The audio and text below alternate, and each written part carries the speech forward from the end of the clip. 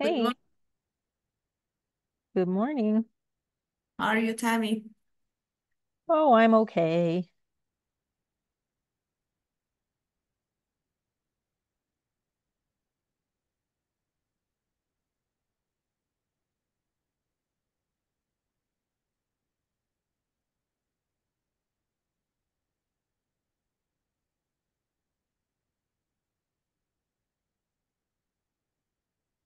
Hello everyone.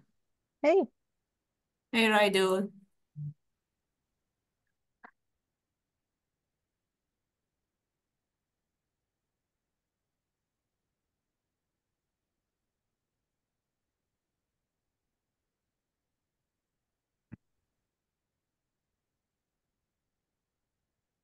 Hey, Christine. Hello, good morning or afternoon. I don't know where everybody is sometimes.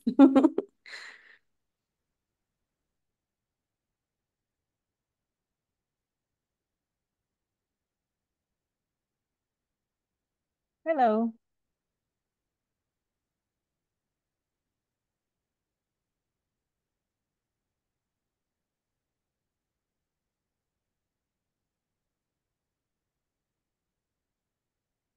So Narsim is back, but he's having a day today, so he's not going to be on. And Stacy is going to be late. And I am sitting in the basement of the Lori Center because I am booked until the engines thing.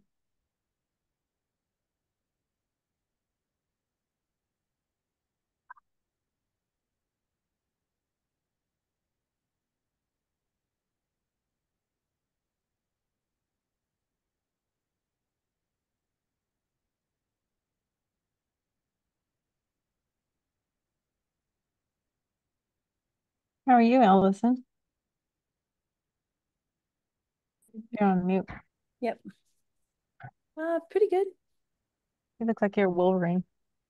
Like I'm what? At Wolverine. Oh, no. Has that Uh, look about it? yeah, right. Um, no, my desk is kind of a mess, Mm. and so I'm distracted by the things that it draws my attention to. Uh,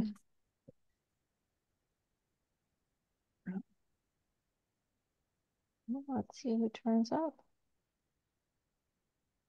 All right, well, we can do the getting to know you that I sent. yeah. If you were going to have modeling as a hobby, what would you build?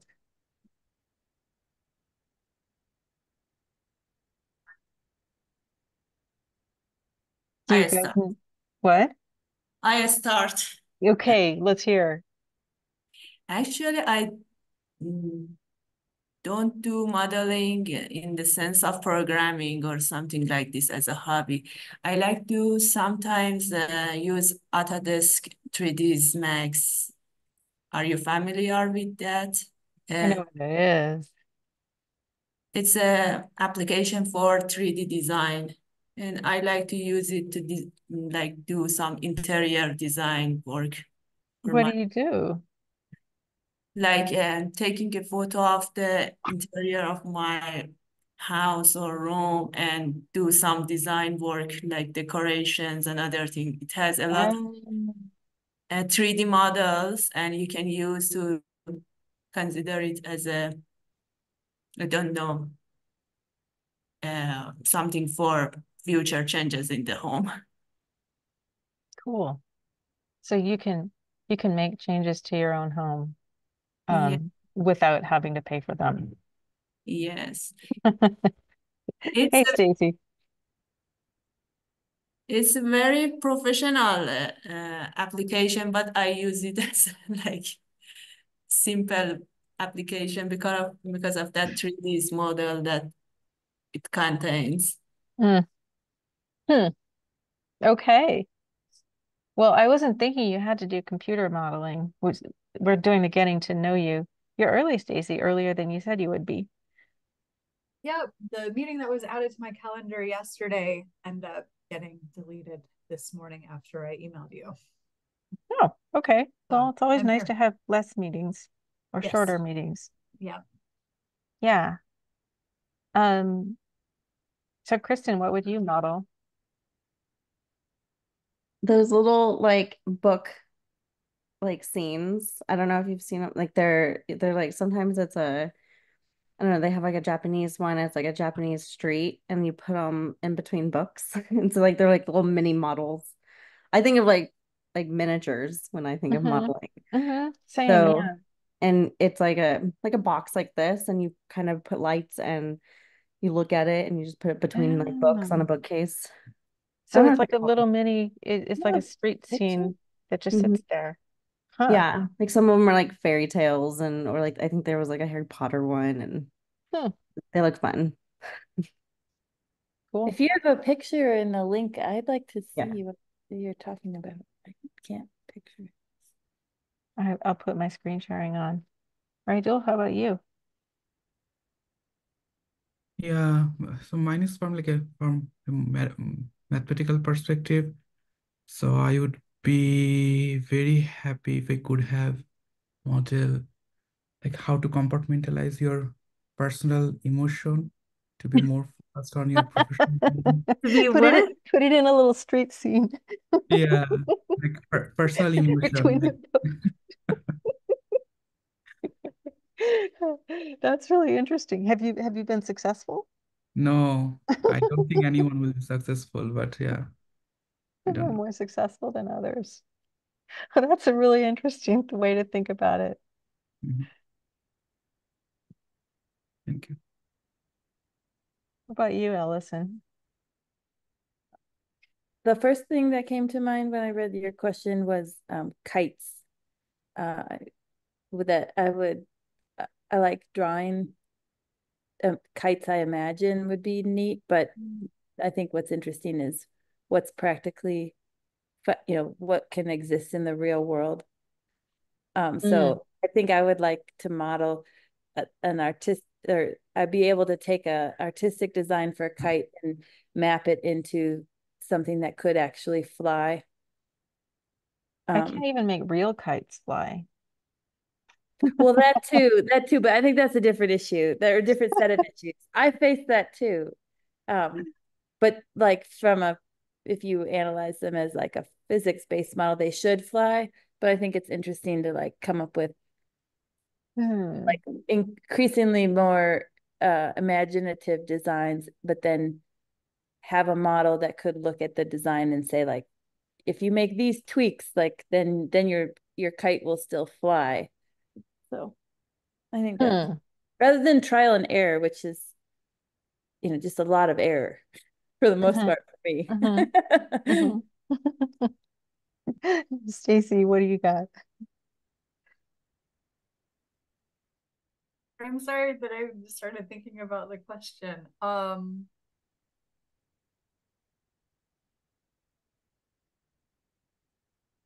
I don't know. A model that I feel like would be particularly helpful is like actual job paths and sustainability. Like Wow. what your background in education is or was.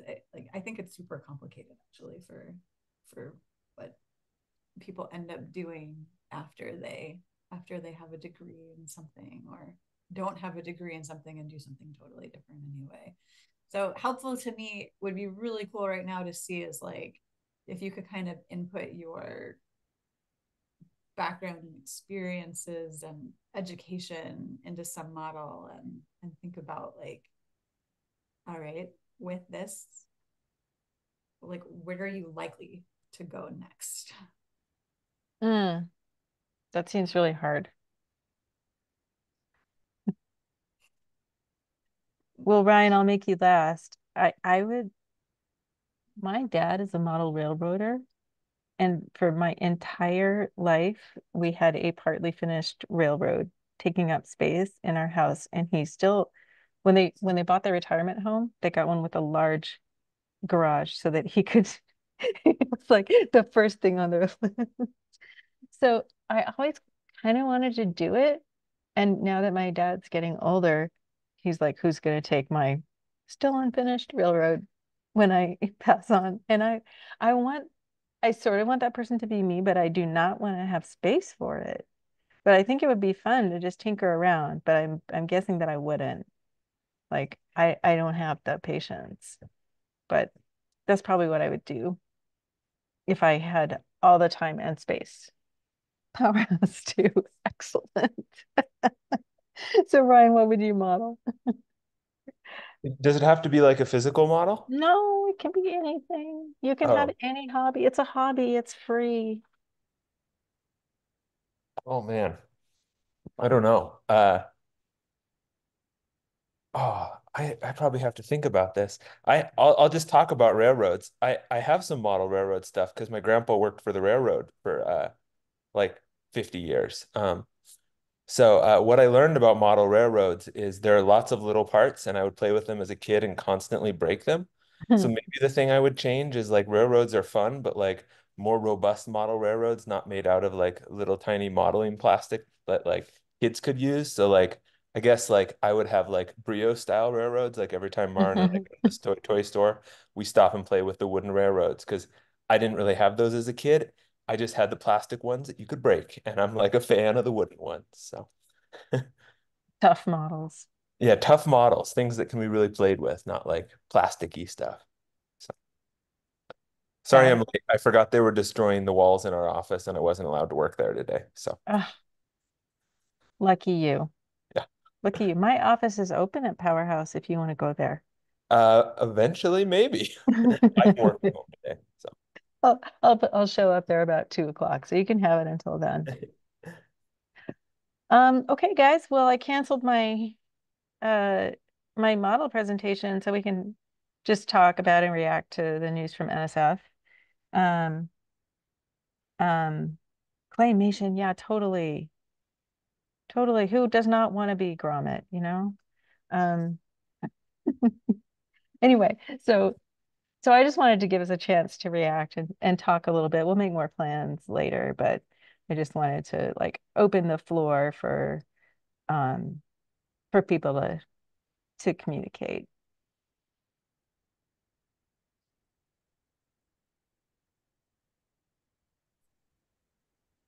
You don't have to raise your hand also, you can just talk.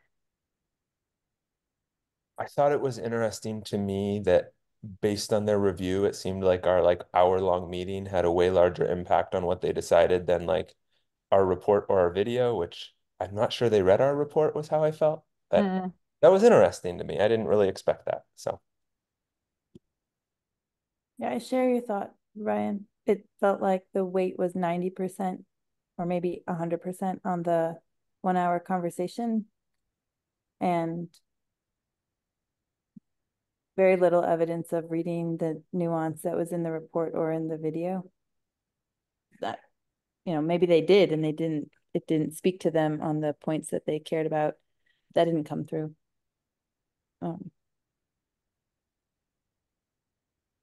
I'll say, unfortunately, it reinforces my view that NSF has no ability to define success or evaluate it. I haven't seen evidence of that at any scale, from PI-led work to like convergent work like this to ERCs. If you map like what they fund moving forward or what they value, it's very heterogeneous. Maybe that's a goal they have, but they don't make it explicit. But I don't feel like there's any learning, which I find unfortunate. Like in most cases, failing and is supposed to lead to some learning. And I feel like the only lesson I'm currently learning is that NSF doesn't make clear what they value. So maybe we still wouldn't have succeeded, but I don't feel like it's possible to learn a positive message. That's how I currently feel.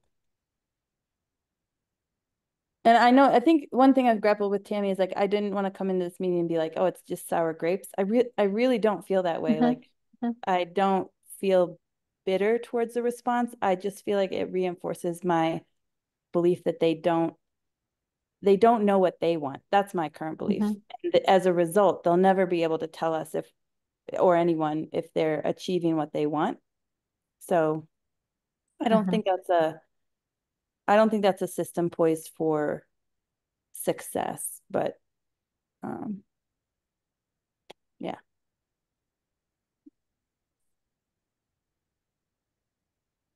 Yeah, I'd have to agree with that.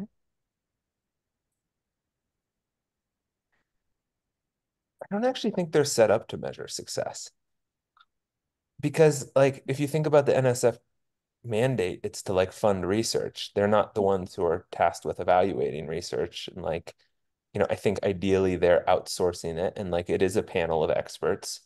I think like when you're presenting your research to a panel of experts who aren't in your field, it becomes a little bit like throwing spaghetti at a wall and hoping some of it sticks and they understand some of it. And Mhm. I don't know, I felt that a little bit with like mostly the most multidisciplinary type stuff, or like this is convergent type stuff. It's especially hard in those cases.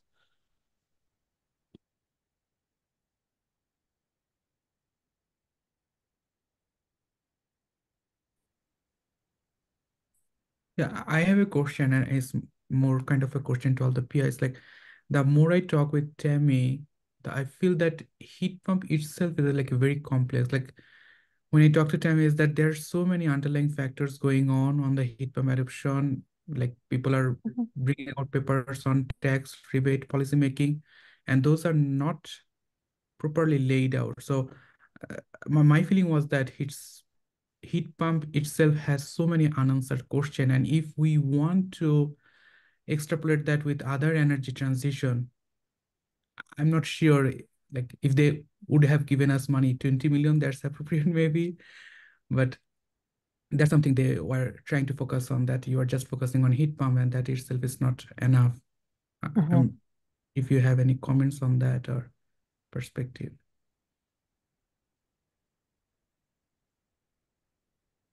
You want me to? So none of those people has appeared to have background in socio-technical transitions.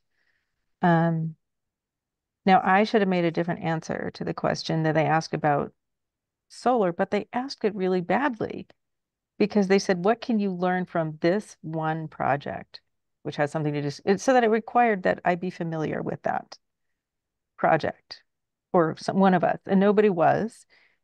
And so if they had said, what can you learn from transitions in solar, then I would have answered very differently, right? And the answer is we looked at solar panels early in the project and we decided that it was very different because the observability is completely different. Because people see solar panels and then it can translate to their neighbors. They get a brownie point benefit from it. And that does not happen with a $20,000 lump of metal buried in your basement. And so and so we decided that it was not relevant, not worth pursuing, or at least not worth the greatest amount of our time to spend on. And and I think that's what I'm coming to see is that there's all these really high level theories of like um socio-technical transitions, but they're like big blobby things. Like it goes like this, and then it goes boo, and then it goes boo, and then if you actually want to do it, right, then you have to get into the detail. And that's where we are now. That's where science is now, right? Everybody can cite the Franz Gehls work on the multi-level perspective, which is a stupid name, and just has like these little flowing around, and then boop, you have a transition, and it gets you nowhere, right? Okay, so it's a conceptual framework. Then, if you want to predict anything, you have to get into the detail. But none of those individuals was poised to understand that, nor were they poised to listen to it.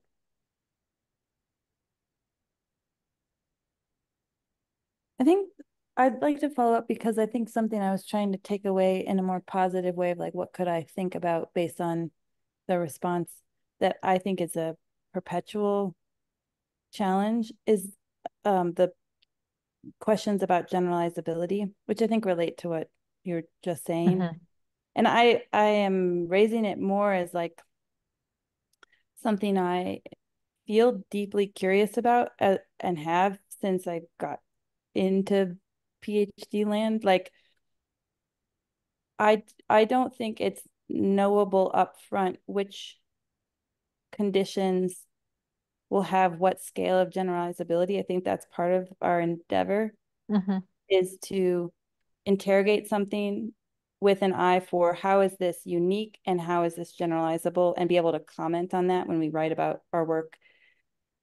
And I think I disagreed with the idea that heat pumps are too narrow. They are certainly not generalizable to all types of transitions, but I think my belief reading that was, well, that's not, I don't believe that exists. I don't, and maybe that gets at Ray Dewell's comment too. Like, I don't think our goal should be to find a system or even a set of systems through which we get a universal principle for energy transitions. I think unfortunately that to me bears the imprint of 18th and 19th century science, which was seeking these unifying physics principles, but I don't think it transfers into socio-technical systems the same way. And I don't know how to speak about that better, but I don't know. It made me think, oh, well, this is still an issue. Like, that's a real tension. Like, how specific, how generalizable feels like a real tension where there's interesting work to be done, not necessarily funded, but yeah, I don't know. Trying to take a more positive, I was trying to come away with a more like, okay, what did I learn that was that's helpful for me to stay motivated and engaged as a not even a scientist, just a curious person in the world. So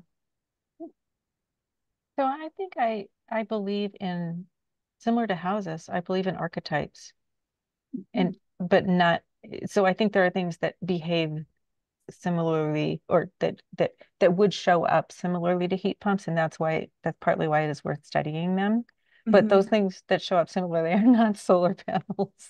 You know, there is no, so I think some things are generalizable. Like, for example, at what level of penetration do things become cheap enough, or are things likely to become cheap enough? Maybe. But in terms of human interaction with the adoption, I think it's about archetypes. And I think that's some of what we were trying to do in guiding people in the PSM, where we say, think about this kind of thing or this kind of thing, right? We were trying to focus them on the specific kinds of things that would be relevant. But I agree with you, there's not one thing. But this is like saying people should not study hearts because it doesn't tell you anything about the liver.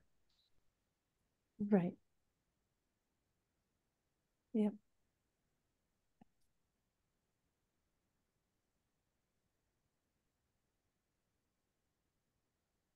I think the idea that we weren't generalizing because we weren't talking about solar panels also misses like what we're generalizing about. Like, I think that's part of why we didn't talk about solar panels a lot, is like we didn't, I remember having discussions about we didn't think they were that connected to what we really wanted to engage with as a group.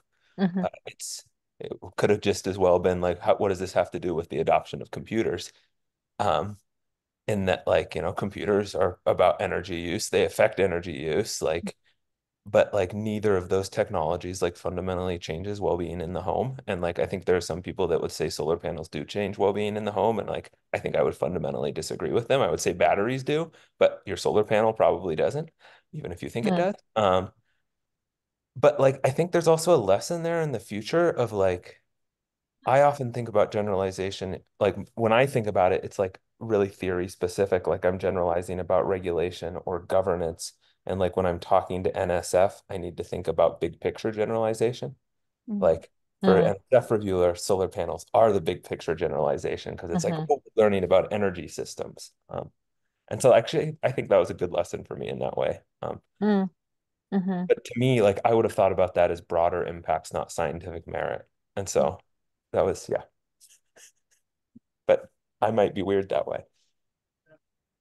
Because I think we got dinged in scientific merit on not thinking about solar panels. But to me, that's like a broader impact. How does this affect society? Not like the specifics of the theory question. Yeah, also I was curious since you were talking about like different like interpreting things differently, Ryan.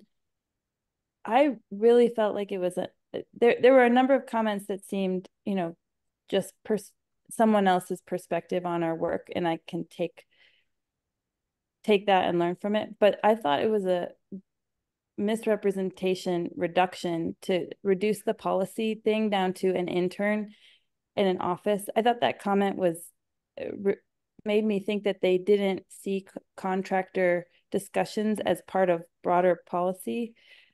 Like it felt like that comment about policy, the policy piece, translation to policy being really reduced, was unfair. But I was curious what your take was, or others too. But I felt the same, but I think that's actually like an argument that we learned we needed to make in this project, is that like connecting to contractors is going to help make policy.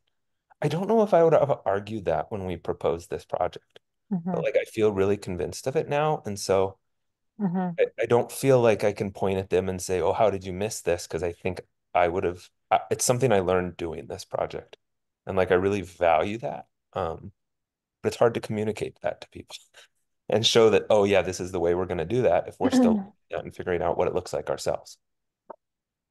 Well, I think that's what I was trying to do with the discourse cycle, at least showing that there were some differences in the actors that were outside of our analysis circle, right? Like, but I didn't make that argument directly, but just breaking these things down, what do people have to offer and what do we have to offer different people? But yeah, I agree. That's not a thing that I knew how to think about. They probably still don't know how to think about. But then to Allison's point about not having learning, like it's like they don't know what they're supposed to learn about. It's like this is okay, this is not happening. Why is it not happening? We were seeking some of the reasons or the structures that would be needed to move things forward. And that's what we took on I think as a team is how to, like, if it's not working, what does it take to make it work? That is what is required to do big stuff in convergence. And that was not something I think that group of people or most reviewers is ready to think about. I also don't think anyone really knows how to connect this stuff into policy. Like it's something we all talk about, but I don't think nobody knows how to do it. I don't know. I didn't read too much into that comment because I don't know how we'd have done better. And so it's hard to fault ourselves there, I guess. Well, and I think that was just one of the things that we suggested. And so then I also felt like it wasn't just reductive, there were some cherry picking, I would say, like, oh, you said this one thing, we don't think that's going to work. But we said a lot of things. Like none of the comments said anything about Narasimha and Kartik's work on the data synthesis. None of our what we all the time that we put into well-being, which we were told to do in the reviews, none of that was commented on. It was like, well, we picked a couple things that we didn't like, and we asked the question that you couldn't answer, and so, we don't think you're doing anything. So that was one. That may be sour grapes, but I'm also trying not to be that way, and I feel like, yeah, you still don't know how to evaluate, do you? I mean, I'm sorry that it is hurting us and that it probably hurts other people, but you still don't know how to create an evaluation panel. And this is after probably 20 years of claiming you're doing interdisciplinary work. This is probably the worst program I've ever interacted with.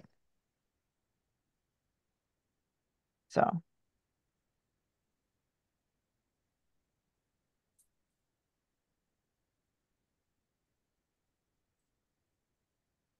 I did think it was really shocking that no well-being stuff showed up because I thought that was like the central element of our project. That like very much stood out to me. Yeah, I was like, that's all they talked about in the previous review. Yeah. Tammy, do you mind if I wanted to hear? I feel like I'm jumping in because I'm really curious what maybe Zara and Ray will take away from this. I am too. Because it's easy for, I don't know, I'm in a different position. I feel more like the lessons I learn are part of a body of years now, not that many, but I feel like I would have interpreted this differently if I were a PhD student or a postdoc. So I am Mm-hmm. curious about your impressions specifically, Zara and Radu. Actually, when I read that review report, a question was formed in my mind. They focus on the limitation of our data to the interview and field work. But my impression was that we have other type of data from other members of group like Kartik's works, and we just not focus on the interviews only. And that was something I am thinking about from last night, and I have no answer for that. How? And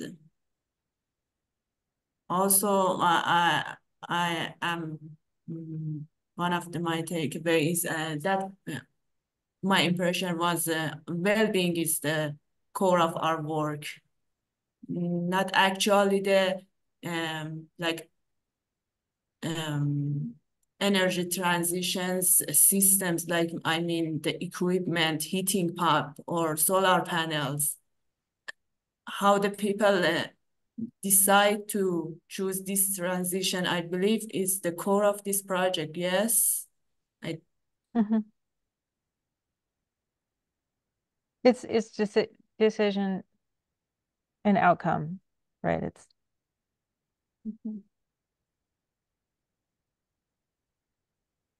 Yeah, for me, when I read the comments first, I was thinking from from student or research perspective that what I would have done differently to address those comments.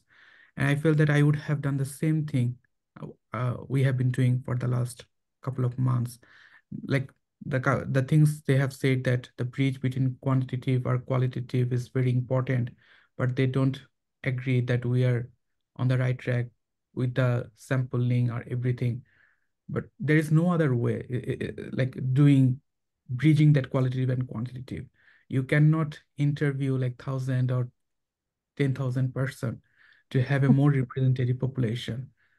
I don't believe anyone can do that. Otherwise, I don't know. That's something I was struggling to make sense of.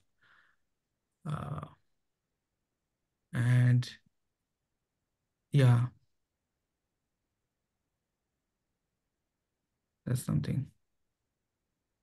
I thought the interview, I was just going to jump in real quick. The interview thing was funny to me because I had worried during the talking thing that I had said we were like, because we had this mix of we're going to do interviews and we're not going to do interviews. Because like part of it, we were going to quit doing interviews. And so I thought that was strange because I actually felt like we had said that we were going to do lots of other things. Was I wrong about that? That like, I don't know. No, we did. And when we presented what we're going to do, it was like, but see, this did not come forward in that 1 hour, but it was like we need this. So it was the interviews and the PSM were two semi-structured ways of getting at things, and then there were going to be surveys. See, I just want maybe they didn't understand that those were different, which is possible. I don't know. I mean, what like we let off, or what have we done with the integration of the surveys? Oh well. Sorry for jumping in. I just that was No, one it's thing. okay. I was very curious about that. Stacy hasn't had a chance to talk Uh, or react. I think that like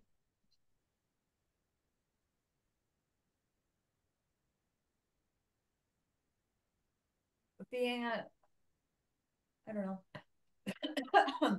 Sorry. I read through the summary and I mean there just isn't a lot of detail there. So I don't know. So like there's like things that are really frustrating to me, but one of the biggest frustrations I think about the summary itself for me is that when you have these panel ratings and their headings, I have a really hard time like mapping the strengths and weaknesses back on to those categories of like impact and intellectual merit, and then trying to like figure out for future work, like, so what gets a fair, what gets a good, what gets an excellent, like how do you achieve that score? So like nothing in the summary really helps me figure out how could, what would have been an excellent answer on intellectual merit, what would have been an excellent instead of good on broader impact. So I think I'm still trying to like figure out some of that. And my other reaction is also on the, I guess, on the policy one, just, I don't know, that's a little bit of a throwaway because like, okay, you told us to do a bunch of research in years 1 and 2, and we haven't gotten to years 3 and 5 yet, but you are also expected in years 1 and 2 then to have done all of the you know, policy implication work, and know and tell us how your work that your how your research now is impacting policy now. Like that the timing is really weird to have an expectation that you would, you know,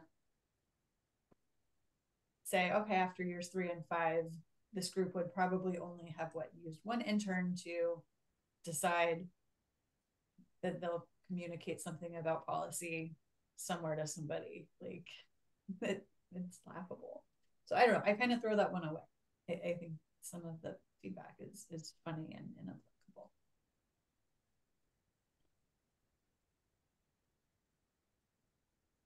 But I do really like clear guidelines. Like I really wish I knew what the scoring rubric was on the intellectual merit broader impacts and specific criterion. Like I really wish I knew what the panel is told is, you know, this is what gets a good, They're not fair. they are not told. They're not told. There is no rubric. But they're experts, so the rubric's in their head somewhere. Of course.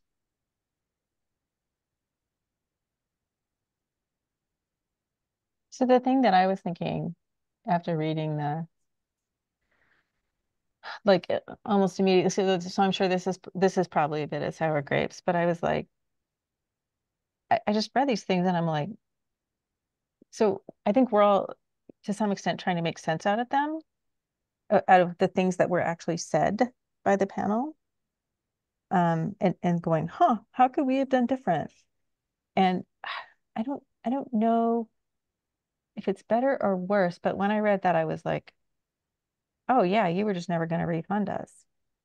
You know, like there's, I was expecting to get these and go, oh damn, I should have said this or I should have said that. And it was like, you can't satisfy this, this kind of reaction.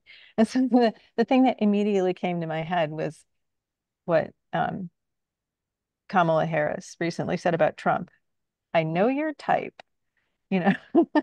I have, it's like you're smart about one thing that you think that makes you smart about everything, and you have power, so you can impose it on people. And it's nothing more than that. You're doing what you feel like, and then you make up some reason. And it's all based on the fact that you believe your own gestalt because you've published 60 papers or something. And that's bullshit. If you've ever tried to do anything outside your own outside of your own field and truly evaluate it and be accountable for what you're saying you're trying to achieve, you know that's not true. But most people have not held themselves accountable for that. And the agencies don't hold themselves accountable for that either, particularly NSF. Yeah. I think it's important to remember though that sometimes like that benefits us and hurts, and it also can hurt you. Like Oh. NSF to me always just feels like a lottery because of that. It's a lot. This project shouldn't have gotten funded. So Yeah, and we got 2 years of like I funding said, 2 years for of some. seed money. Yeah, and like maybe we got someone who just really liked our project the first time, and we I didn't I this time, I and think that's that's what happened. yeah. Mhm.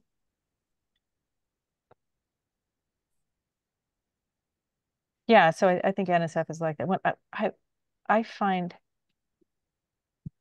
I also find NSF panels really frustrating to be on because it's the same thing. Where if I'm trying to be accountable, like, hey, you said this was important, let's count that, and then everyone's like, nah, let's not do that. Right? Like, wait, do you believe your own rhetoric? No, you do not.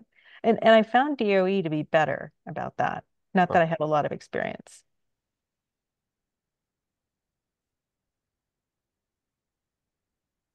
Yeah, that's maybe where I want to add to that.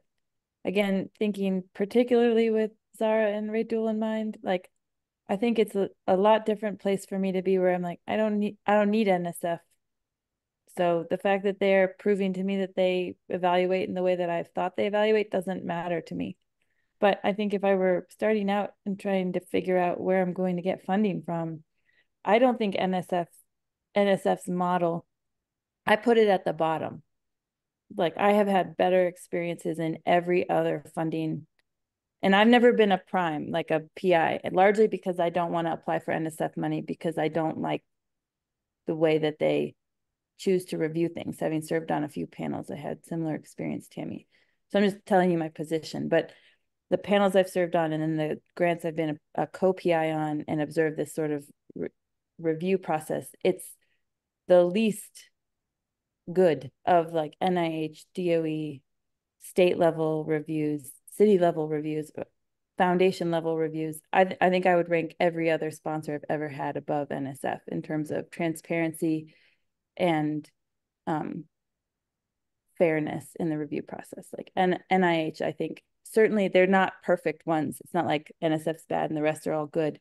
It's just the imperfections are there's more learning that can be gained, I think, from the other processes. And I just offer that to say like NSF is not the like I wouldn't generalize from this experience to other sponsors. And I tend to my experience has suggested that NSF is in the lower tier. Let's say I won't put it say at the bottom, but in the lower tier for evaluation. I hear a lot of people say what you said, Ryan, like it feels like a lottery. In which case it doesn't matter what you propose. Like you should just propose a lot and often and event, increase your odds of getting picked. I've heard people give that exact advice, like Yes, just submit a lot, you get picked. that was the advice I was given as an assistant professor for my department, was like apply to NSF as much as you possibly can. And I have not, because that was a choice because I didn't want to put my time there, but that was the direct advice. And I don't think it was bad. It was like, in order to succeed at NSF, you just need to apply a lot to a lot of different things as many times as you can. I do think that the one or two investigator programmatic stuff is better. Is better. But that it gets more because there's like the science is more clear, the need for the intangibles like the gelling is more clear. But I mean, like the minute you get outside of the science, it's hard. Like I've been on a career panel proposal for, you probably know what those are, Raidul and Zara, the career proposals are like your kickstart your career. And they really want you to do science, and then they want you to have broader impact in education. And they say that, and they really don't give a crap about the education. Yeah, I have a couple of questions. So following up with Tammy, yeah, I have seen a couple of NSF proposal, funded and not funded. And it seems like every time I look at the education sector, or it's kind of like a similar type of writing. I will do this with K-12. I will do this kind of workshop and all. So I don't see that difference. That's something from my perspective. I may be totally wrong. But my question to the PIs is that when you say we're NSF experience, is that same with all NSF programs across the board, or Well, is I it haven't reviewed for all of them or submitted to all of them, so we don't know. okay?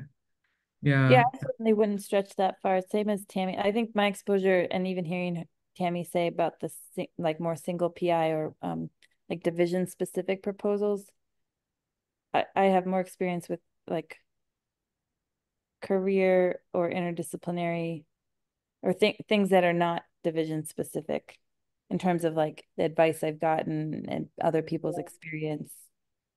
So I imagine it's heterogeneous. yeah, My understanding too is that division specific stuff, there's a little bit more telegraphing of what they're looking for, at least in Yeah. like policy, like Yeah. you'll hear through the grapevine like what Mary Feeney's looking for. Mhm. Whereas like that doesn't really happen with a convergence grant type thing. Or any of the big ones really. So and it's the other thing is that they keep saying they want community engagement and they don't. Like, did they say anything about that? Oh, your intern, not a good idea, right? Like they did not comment on anything else we presented. And that's true even when they have um specific calls that say you must involve the community. They don't know how to review that. yeah. And another question, and this question may be totally wrongly phrased. So I got the idea that NSF is mostly focused on science type of stuff, and the type of research I have been doing in the past and currently, those are mostly NSF appropriate. But like, if you are given the option that, okay, I'm not submitting to this NSF, what other venues would you have chosen for this type of topic? Well, I think we're going to find out. I don't know. That's our next discussion, right? Yeah, I'm looking forward to it. I'm just trying to learn. Yeah. And Raidul and Zara, because your salaries come from this, you'll be fine. You will be covered. So don't worry about this. I appreciate that. Zara, we may have to, package your skills like in another way, but don't worry about your position ending. Thank you. I appreciate your consideration. We knew this was a possibility, so we always have to have a backup plan. And yeah, that's the thing I really appreciate that PIs, like even during my PhD, whenever funding stopped for a specific project, I don't know how, but the PIs still used to manage that funding somehow, something like that for the 5 years. And it's a really hard job for you all. So I really appreciate that. Well, we're going to make you work for it. Well, I ended up working for the Army Corps of Engineers once. So Did you? Oh man. Um, well, Stacy and I are going to be on an interesting call next, right? I'm not sure we're going to hear you. You're going to be on that too, Ryan? yeah, I was going to join. Okay. So you want to say something about that, Stacy?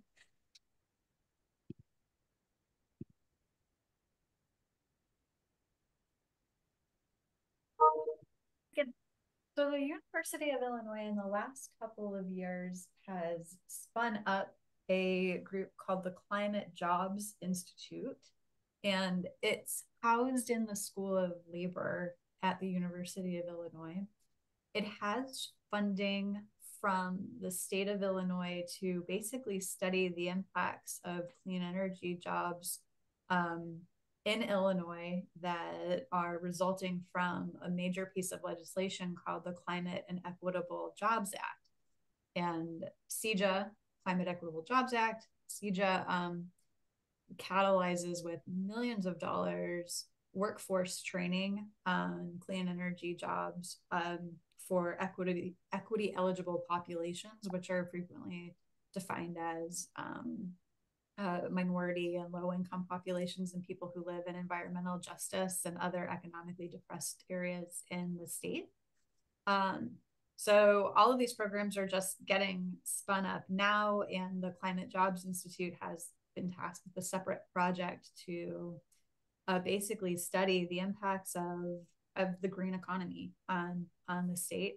I am excited and hopeful that some members of this team will have some interest and expertise in lending to early market like reports and outlooks that the state would like to have produced regarding kind of the state of the clean energy economy currently, its opportunities, and where it's headed. I think that after spending a couple of years with this team, I'm really excited about where some of the research and the data has come from, and has a lot to offer to this project. So I'm looking forward to a positive meeting in a few minutes here. Cool. Thanks for inviting us, Stacy. Yeah. I don't know that we'll have overlap, but we won't know unless we talk to them. Do we have an agenda at all, or are we just having a discussion? I think Linda Larson is going to basically lead the meeting. Okay. And probably go over an overview of how they envision the project and what types of research and services are being looked for in terms of partnership opportunity. Okay, perfect. I just didn't know if I'd missed homework assignments I was supposed to do. So I looked at their slideshow, and I don't feel any more informed than I did before I looked at it. So I'm hoping she'll shed some light on it. And Ellison, if you're interested in joining, you're welcome to do so. When is it? It's next. It's like at 10. Okay. I would like to, but I'm not going to be able to. I need to. Yeah, it sounds like a great opportunity. Will there be, I guess this is a part of a bigger question. Are we going to continue meeting through like September as a team? I think so. And I think we'll probably, so with the project, I'm guessing we'll get a no cost extension to spend out the money, right? They didn't say they were cutting us off. They just said they wouldn't give us the last 3 years. So we'll need to take a look at the resources that we have. I'm guessing that we probably can carry it through December. And then I would like to take a meeting to see like how people want to be involved, or if people want to continue to be involved. So I'd like to do that when we have the more people on, because I feel like we have good things going, but that doesn't mean that people always want to show up just to do good things, right? So, and I think it'll be pretty individual depending on other commitments and interest and so on. Well, I guess in that spirit, I was going to say, I don't think I'm able to join at 10, but if it could be part of an agenda in a future meeting to share what you learned, that would be great. Yeah, I think so. I think we can provide feedback. Okay. As far as an agenda also goes, I think Linda is also interested in learning more about this project. I did not prepare anything for that. Okay, so we'll keep it high level. I mean, I do have a 30-minute video.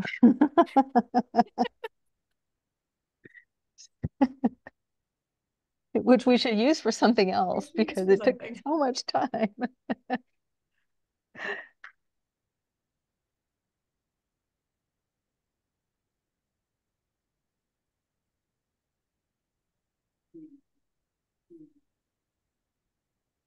Hey, anyone else? Okay, I'll see if I can get everyone maybe on board next Friday. I don't know what people's schedules are like. I got to look at the calendar. But let's try to, now that we know what's happening, we can make a plan. Okay, thanks everyone. Nice to see you. Yeah. Thank you.